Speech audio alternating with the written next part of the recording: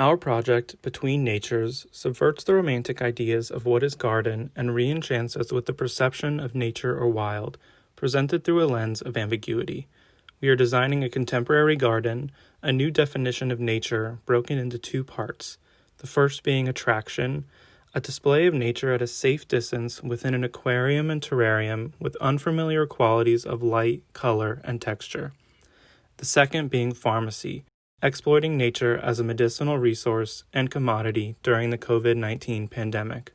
These aspects of the project are hybridized through the exploitation of the self-sustaining ecosystems within the hermetically sealed containers, the contained ecology itself becoming a laboratory. Our building is the American Stock Exchange, located on Trinity Street in the Financial District. It was built in 1921 by Starrett and Van Vleck and later renovated in the 1930s. The building was originally named the New York Curb Exchange as the first stock traders, who originally traded on the street, needed a designated building as the practice was expanding. The image on the left is the original trading floor of the Curb Exchange, informally called the Pit. This room has changed and been renovated numerous times throughout the building's existence as a capitalist representation of economy and consumer culture.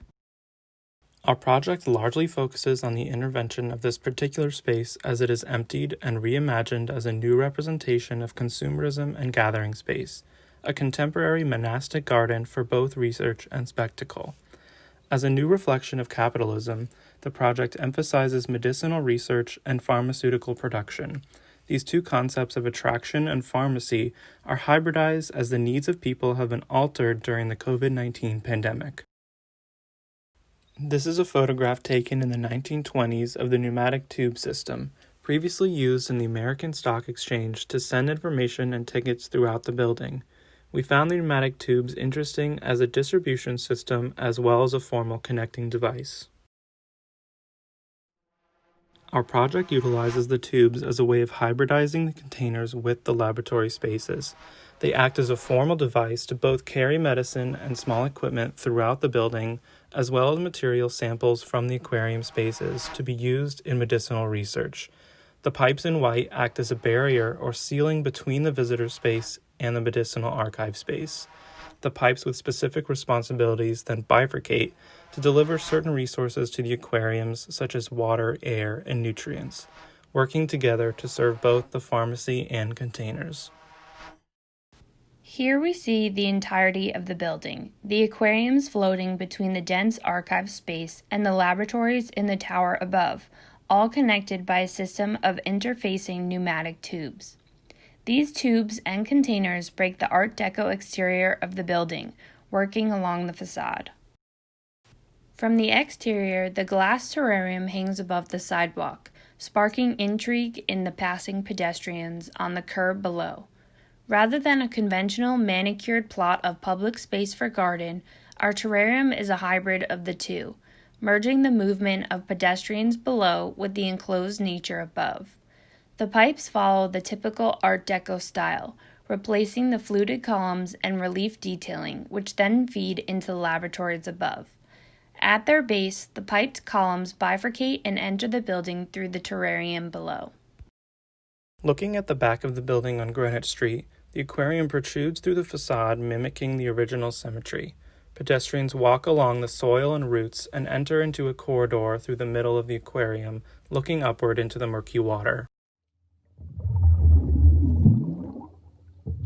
The interior of the aquarium contains small life forms and vegetation that contribute to the ambiguous and cloudy ecosystem within.